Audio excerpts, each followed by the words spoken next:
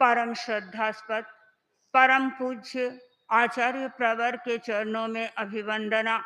आदरास्पद साध्वी वरिया जी, साधु साध्वी वृंद, उपस्थित धर्म परिवार, परम पूज्य आचार्य महाप्रज्ञ जी की एक पुस्तक है चेतना का ऊर्ध्वारोहण, और उन्होंने उस पुस्तक में एक प्रयोग का संकेत किया है। एक बार परम पूज्य आचार्य महाप्रज्ञ जी ने 4 लौंग अपने हाथ में लिए, 2 लौंग की टोपी उतार दी और 2 लौंगों की टोपी रहने दी और उसको पानी में डुबो दिया। जिस पर टोपी थी वे लौंग पानी पर तैरते रहे, और जिसकी टोपी उतार दी वे लौंग नीचे डूब गए। परम पूज्य आचार्य वर ने उसमें लिखा है, मैंने बहुत गहराई से देखा आखिर ये क्यों हुआ। लौंग, जो टोपी वाले लौंग थे वे तैर रहे हैं, और जिनकी टोपी उतार दी वे नीचे कैसे गए। और जब मैंने अपना ध्यान केंद्रित किया तो मुझे ऐसा लगा कि जो जिनकी मैंने टोपी उतार दी गई थी उस वे दोनों लोग भारी हो गए पानी के कारण, और वो नीचे चले गए, और जिन पर टोपी थी वे हल्के रहे, तैरते रहे। जो व्यक्ति हल्का होता है वह ऊर्ध्वगमन करता है, और जो व्यक्ति भारी होता है वह अधोगति की ओर प्रस्थान करता है। हल्का व्यक्ति परमात्मा बन जाता है, और जो भारी व्यक्ति होता है वह शैतान की दिशा में प्रस्थान कर देता है। परमात्मा है अपने अस्तित्व की अनुभूति, और शैतान है अपने अहम की अनुभूति। हमें परमात्मा बनना है, हल्का बनना है, शैतान नहीं बनना है, भारी नहीं बनना है, और उस दिशा में हमें प्रस्थान भी नहीं करना है। श्राविका जयंती ने प्रश्न किया भगवान महावीर के सामने कि जीव भारी कैसे बनता है। भगवान ने उत्तर दिया, प्राणातिपात, मृषावाद, अदत्ता दान आदि 18 पाप में जब वह प्रवृत्त होता है भारी बन जाता है। और पूछा गया हल्का कैसे बनता है, तो भगवान ने कहा कि जब प्राणातिपात, मृषावाद, अदत्ता दान आदि पापों से वह निवृत्त हो जाता है, उनसे वह जब उपरत हो जाता है वह हल्का बन जाता है। जो हल्का होता है वह परमात्मा होता है।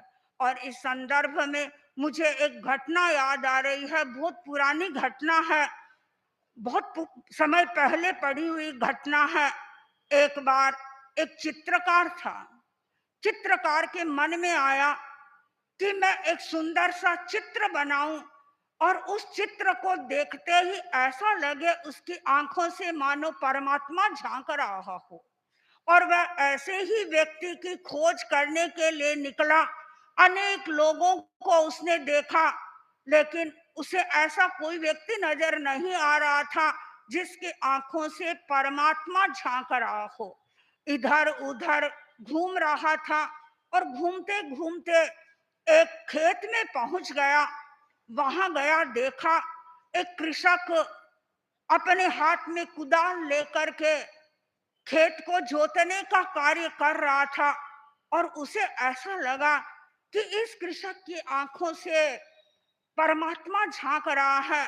अपने घर आया, चित्र बनाया, और चित्र बनाकर उसने देखा, उसे लगा कि सचमुच में इस चित्र में परमात्मा झांक रहा है। कुछ ही दिनों के बाद उसके मन में दूसरा विकल्प आया। उसने सोचा मैं एक ऐसा चित्र बनाऊं जिस चित्र में शैतान झांक रहा हो। शैतान की खोज में निकल गया, घुमा फिरा, घूमते घूमते वह कारागृह में पहुंच गया। कारागृह में अनेक लोगों को उसने देखा और उसे उसने अपना ध्यान एक व्यक्ति की ओर केंद्रित किया और उसे लगा, मुझे लगता है कि इसकी आंखों में शैतान झांक रहा है। उसने चित्र बनाया और चित्र बना करके देखा कि सचमुच में उस चित्र में शैतान ही झांक रहा है। और चित्र बनाने के बाद वह फिर उस कारागृह में गया और जाकर के उसको वह चित्र दिखाया कैदी को। उसने उस चित्र को देखा और उसे लगा ये तो चित्र मेरा है। और पास में ही दूसरे हाथ में उसका एक और चित्र था। उस चित्र को देखा और दोनों चित्रों को देख करके वह हंसने लगा। चित्रकार ने पूछा, तुम हंस क्यों रहे हो? उसने कहा, मेरी हंसी का कारण है कि जिन चित्रों को तुम दिखा रहे हो, तुम कह रहे हो कि इसमें शैतान झांक रहा है और इसमें परमात्मा झांक रहा है। ये दोनों ही चित्र मेरे हैं। हर व्यक्ति के भीतर परमात्मा होता है और हर व्यक्ति के भीतर शैतान होता है। हमें प्रयत्न ये करना है कि हमारे भीतर का जो परमात्मा है वह जागृत हो।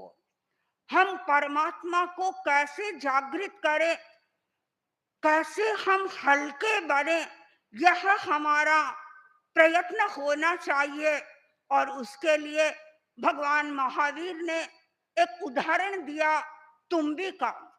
तुम्बी थी, तुम्बी के ऊपर अनेक लेप कर दिए, घास लपेटा, मिट्टी लपेटी और अनेक लेप करके उसे पानी में गिरा दिया।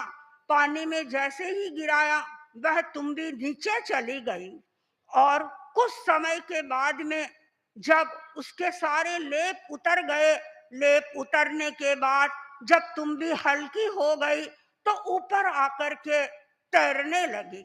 जो व्यक्ति भारी होता है, अपने कर्मों से भारी होता है, वह व्यक्ति अधोगति की ओर जाता है और जब व्यक्ति हल्का हो जाता है तो वह ऊर्ध्व गति की ओर प्रस्थान करता है। हमें हल्का बनना है और हल्का बनने के लिए प्रयोग करना है कि हमारे कषाय कैसे प्रतनु बने। हमारे कषाय जब प्रतनु बनते हैं, हम हल्के होते चले जाते हैं और हमारे कषायों का जब तक हमारे पर भार रहता है, हम हल्के नहीं बनते हैं, हम भारी बनते हैं और हम ऊर्ध्व गति की ओर भी प्रस्थान नहीं कर सकते।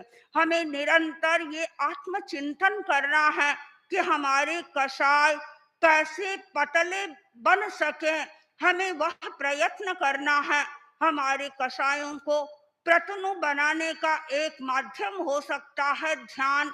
जो व्यक्ति ध्यान की गहराइयों में चला जाता है, वह व्यक्ति अपने कषायों को मंद करता है, वह व्यक्ति अपने कषायों को प्रतनु करता है।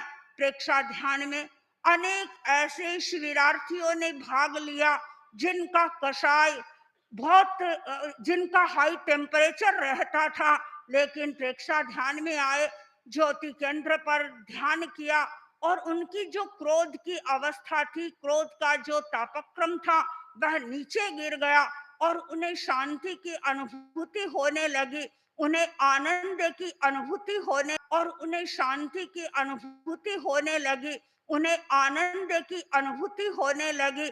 तो ध्यान एक माध्यम बनता है अपने कषायों को प्रतनु करने का। और उसके साथ साथ में एक और माध्यम बन सकता है स्वाध्याय। स्वाध्याय के माध्यम से भी व्यक्ति अपने कषायों को प्रतनु कर सकता है।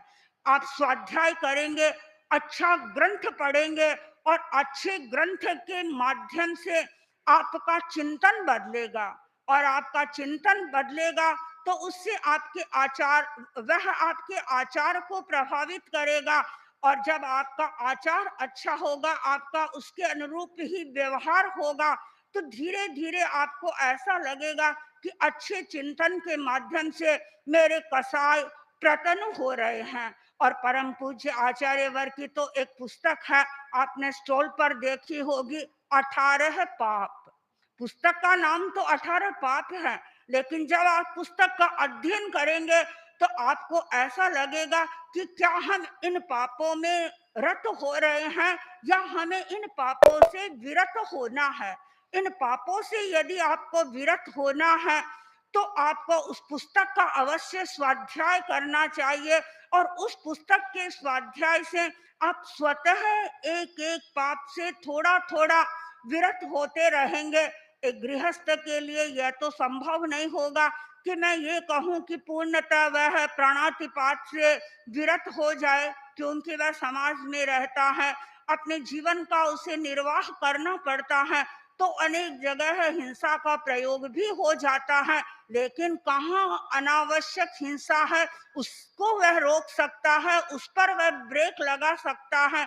तो आप उस पुस्तक का यदि स्वाध्याय करेंगे तो उस स्वाध्याय के माध्यम से आपकी चेतना झंकृत होगी और आपके कसाय स्वतः ही प्रतन होते चले जाएंगे।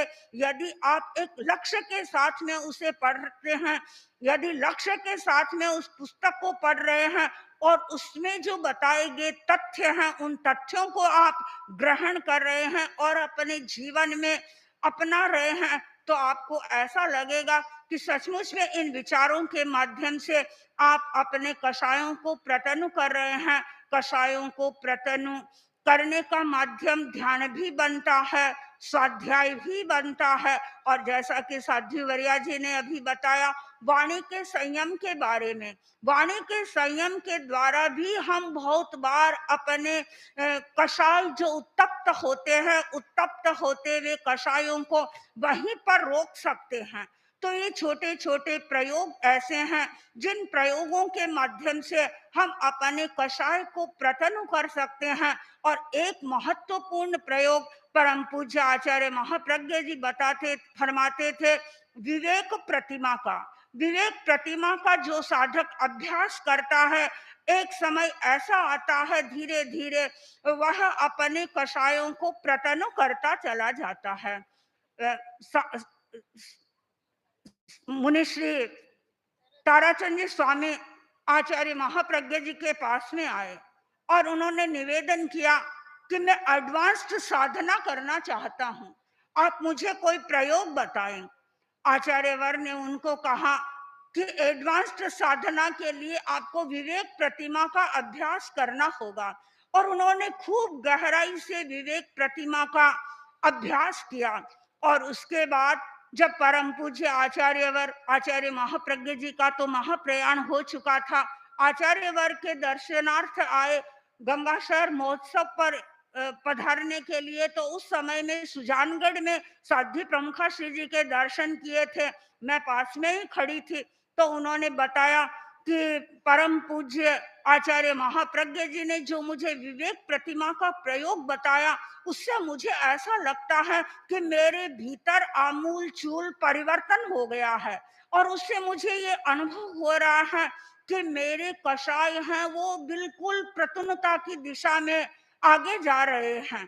तो जो व्यक्ति विवेक प्रतिमा का प्रयोग करता है, विवेक प्रतिमा के प्रयोग के द्वारा वह अपने कषायों को प्रतनु करता है, और जिस व्यक्ति के कषाय प्रतनु होते हैं वह व्यक्ति हल्केपन की अनुभूति करता है, और जो व्यक्ति हल्का बनता है उसकी ऊर्ध्व गति होती है, वह अपने लक्ष्य के निकट भी पहुंचता है। ओम।